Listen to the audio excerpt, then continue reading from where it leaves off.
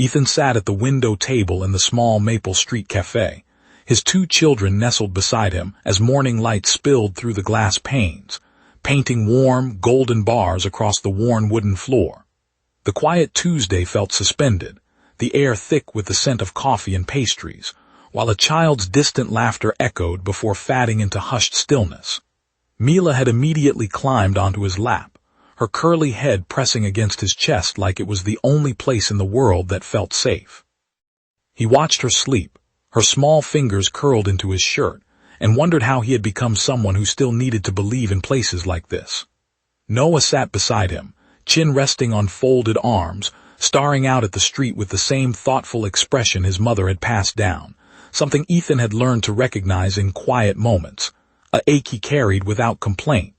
He ordered 2 hot chocolates and a black coffee, stirring his slowly, though the warmth had long since faded from his lips. 14 months had passed since the divorce was finalized, and in that time he had learned to steady his voice during bedtime stories, to smile through school drop-offs, to make grocery runs feel like small acts of defiance against the void. He was doing his best, and most days he believed it. But this morning, with his children leaning into him and the world hushed around them, he let himself just exist. That's when the door opened. She stepped in with the careful precision of someone used to navigating spaces not built for her, her crutches clicking softly against the tile. Her name was Sonia, blonde hair tucked behind her ears, a faded blue shirt clinging to her frame, her left leg a sleek, dark prosthetic that met the floor with quiet confidence. She moved like someone who had made peace with being seen, not because she sought attention, but because there was no other way to move through the world. Her eyes, light brown and guarded, swept the room before settling on their table. The cafe was nearly empty, but the arrangement of chairs and tables made it a maze for someone with crutches. Narrow gaps between seats, a step she'd bypassed through the back entrance, and scattered chairs left little room for comfort.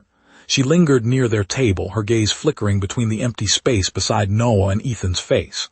When she finally spoke, her voice was soft but steady. "Excuse me, can I sit here?" Ethan looked up, then at the spot beside his son, then back at her. For a heartbeat he said nothing. Mila tilted her head, curious and unafraid. Then Ethan stood, gently guiding Mila off his lap. He set their drinks on the table and nodded to Noah, who rose smoothly, understanding without words. Together they shifted the bench, cleared a path, and created space wide enough for her to settle in. "Take as much room as you need," Ethan said. Sonia stood very still, her expression shifting, not surprise, but something softer, like a wall she'd built over years of exclusion cracking just enough to let light in. Her eyes glistened. She smiled, a quiet thing born of relief. "Thank you," she whispered. Mila leaned toward Ethan, her voice a murmur against his ear. "Daddy, she has a special leg." Ethan opened his mouth, but Sonia met Mila's gaze first. "Yes," she said simply. "It helps me walk." "Does it hurt?" Mila asked, her seriousness unmistakable. "Not anymore," Sonia replied. "It used to, but now it's just part of me." They fell into a companionable silence as Sonia ordered tea, cradling the warm cup as if drawing strength from it.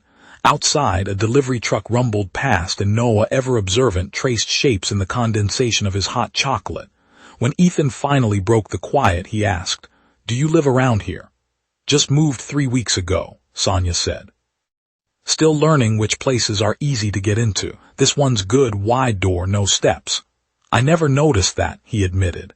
"Most people don't," she said gently, "until they have to." She didn't elaborate on the accident, the years of recovery, or the grief of losing a part of herself. But when she spoke of learning to walk again, her voice carried the weight of negotiation, not triumph. "Some days it feels normal," she said. "Other mornings I reach for something that's gone and I have to remember all over again." Ethan nodded, his own silence heavy with unspoken understanding. Noah, who had listened in his quiet way, glanced up. "My mom moved away last year." Sonia's expression softened. "That must have been hard." He shrugged, the universal gesture of a boy carrying something too heavy to name. "It's okay," he said. Ethan felt something in his chest unclench. "Yeah," he murmured. They lingered long after they'd meant to stay. Mila dozed against Ethan's side, her hot chocolate untouched. Noah sketched rockets and cars, and when Sonia praised his drawing, he laughed, a real bright sound that scattered the morning's quiet tension. She spoke of her work, writing about cities and who they left behind, her eyes alight with purpose. When it was time to leave, Noah offered to carry her crutches. "You're a good kid," she said, her gratitude deeper than words could hold. At the door, Ethan held it open. "Thank you," she said, her voice fuller now, "for moving the chair, for seeing me." They exchanged numbers in the casual uncertainty of strangers who'd shared a moment. Life rarely announces itself. It arrives quietly through open doors and simple questions. Walking home, Mila asleep on his shoulder and Noah beside him, Ethan thought of the small things that mattered. A moved chair, a little extra space, the courage to ask without hopping too loudly. He realized that being okay didn't mean pretending nothing hurt. It meant making room anyway, for others, for his children, for himself.